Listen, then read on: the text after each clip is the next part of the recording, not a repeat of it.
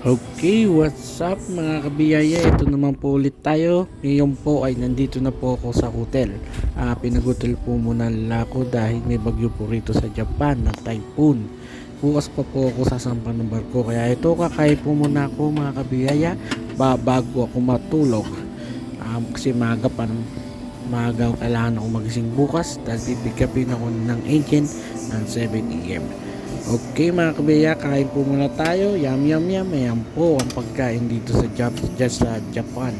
Ayan po, namimili po ako ng gulay kasi kailangan ko mag-iwas-iwas sa karne. Gulay-gulay muna tayo mga kabiyaya kasi medyo tumataba na po ako. Kailangan ko nang magbawas. Okay mga kabiyaya, yan po. Ayan, pagmasdan nyo po. Ayan po mga gulay po pinipili ko. Okay po mga kabiyaya. Yan. Okay po mga kabiyaya, huwag po kayo mag-alala sa pagbakasyon ko ulit. Ako ay mag-iikot ulit at maghahanap ng tutulungan. Okay mga kabiyaya, sa ngayon ay puro ganito muna, dito muna ang mag-vlog. Pero huwag po kayo mawala ng pag-asa. Pag may free time po ako ay magla-live na palaro po mga kabiyaya. Siyempre, trabaho po muna ako mga kabiyaya sa barko. Siyempre, trabaho na magkapapaka-busy po muna ako sa paghahanap buhay mga kabiyaya para meron akong pera.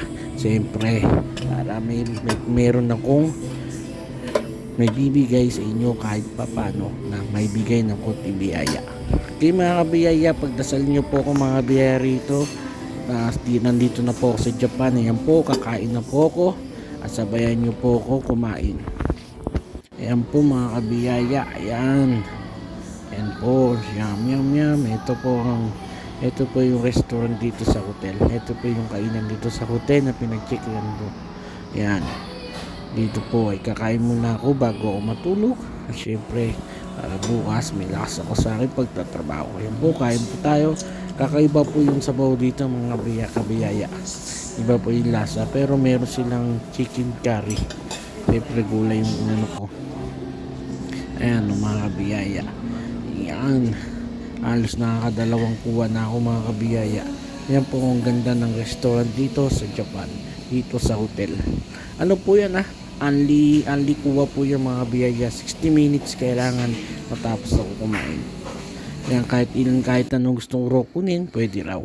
Kaya mga biyaya, ito po, papasok na po ako sa aking kwarto.